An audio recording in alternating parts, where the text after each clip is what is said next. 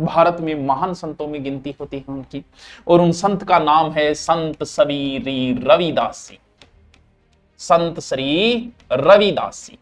रविदास जी को कुछ जगह पर रेदास भी लिखा जाता है।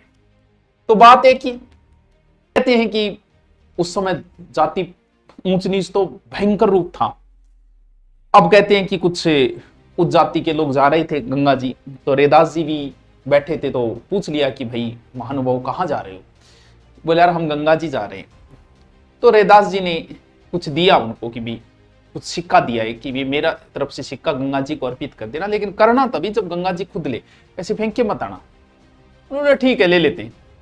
तो उन्होंने कहा कि ये सिक्का रेदास ने भेजा है और हम अर्पित कर रहे हैं, और उन्होंने कहा लो तो ही देना है। तो कहते हैं कि गंगा मैया प्रकट हो गई, बोलाओ मुझे दो, और बदले में उनको एक दिया था कड़ा, बहुत सुंदर कड़ा। उन्होंने सोचा यार कोई चमत्कार दिखा रहा होगा अपनी प्रसिद्धि के लिए, तो उन्होंने वो कड़ा रेदास जी को न देके काशी के राजा को दे दिया। राजा की पत्नी ने उसे देखा, पत्नी बोली दूसरा और चाहिए मेरे को। वो इतना सुंदर, मेरे को दूसरा और चाहिए। अब वो कहां से लेके आई दूसरा? राजा ने कहा लाओ दूसरा। बोल राजा जी माने कौन बेरो कहानी हुई है।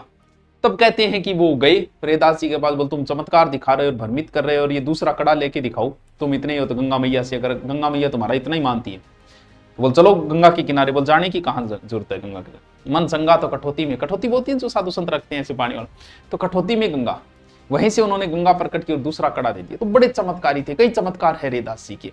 और हमारे यहां से सांगा की पुत्र वधु, सांगा का पुत्र भोजराज और भोजराज की पत्नी मीरा, जब रेदास जी का नाम सुना तो मीरा उनसे मिलने के लिए गई थी।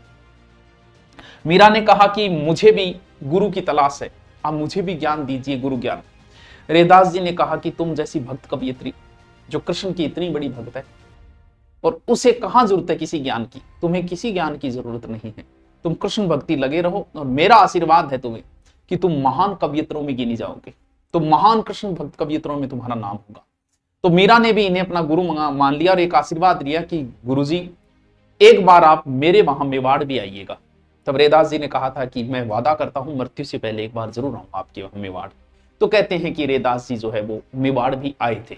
तो मीरा के क्या है, ये गुरु है रेदास जी। मीरा जैसी महान कवयित्री की गुरु होना, तो समझ सकते हो कि रेदास जी कितने महान लोग रहे होंगे, कितने महान संत रहे होंगे ये। और रेदास जी की जो छतरी है वो भी कहां, चित्तौड़ दुर्ग में बताते हैं। रेदास छतरी मीरा मंदिर के जो सामने छोटी सी छतरी बनी, आप चित्तौड़ दुर्ग देखने जाओ तो देखना रेदास जी की छतरी कहां है, चित्तौड़ में, चित्तौड़ दुर्ग में। ठीक है, रायदासी संप्रदाय छतरी चित्तौड़, इनकी वाणियों को पर्ची ही कहा जाता है, यानी वाणियों को बोलते हैं पर्ची, पर्ची कहते हैं। तो भाई प्रभु जी तुम चंदन हम पानी, ये कहां के थे उस समय? महान नगरी देवताओं की नगरी जो थी वो काशी थी। तो गोवर्धनपुर काशी में इनका जन्म हुआ 1398 ईस्वी। कहां? काशी के अंदर। तो लगभग संत आपको यूपी साइड के मिलेंगे, पत्नी लोना है। अब संतों की जाति के बारे में हमें ये डेट भी हम ऐसे निकाली जाती है कि कैसे करके इनके समकालीन रहे होंगे, तो एक्चुअली हो सकता है किसी में कुछ और दिया हो। रेदास जी की जब हम कुछ पंक्तियां पढ़ते हैं तो वो लिखते हैं कई जगह कोई बात के लिए कि कै रेदास चमारा, इससे हमें पता चला कि रेदास जी किस जाति से थे। तो कई बार जाति भी पूछ लेते हैं, कै रेदास चमारा, तो यानी रेदास जी किस जाति से। राजस्थान में इतने नहीं, लेकिन पंजाब साइड में रेदास जी की बहुत मान्यता है, वहां बहुत पूजे जाते हैं रेदासी रविदासी। तो इनका संप्रदाय जो है रायदासी संप्रदाय है। और गुरु वही गुरु रामानंद जी, महान संत रामानंद जी के शिष्य ही थे ये। इनके ऐसा कहते हैं कि अलग लगाती है बातें, कहते हैं कि एक दिन रेदास जी ऐसे ही गुरु की मूर्ति के सामने बैठे थे और ऐसे ही रो रहे थे। उसी समय कहते हैं कि रामानंद जी आ गए, बोल रेदास के बात हुई? बोलना गुरु जी कोई बात को नहीं, बोलना ना कुछ तो हुआ है, बात क्या है? तब रेदास जी ने कहा था कि प्रभु जी तुम चंदन हम पानी, जाके अंग अंग बास समानी, प्रभु जी तुमसे कुछ ना छुपे हम हैं अज्ञानी। ये सेकंड ग्रेड हिंदी में पूछ लिया था कि प्रभु जी तुम चंदन हम पानी ... किसकी रचना, किसका गीत है ये? तो ये है संत रविदास जी का, प्रभु जी तुम चंदन हम पानी। याद रखना, बड़े मस्त, मेरे तो ये लाइन हमेशा कई बार बोलता हूं मैं तो, प्रभु जी तुम चंदन, प्रभु जी तुम दीपक हम बाती, लंबा गीत है। प्रभु जी तुम चंदन हम पानी, जाके अंग अंग बास समानी, प्रभु जी तुमसे कुछ ना छुपे हम हैं अज्ञानी।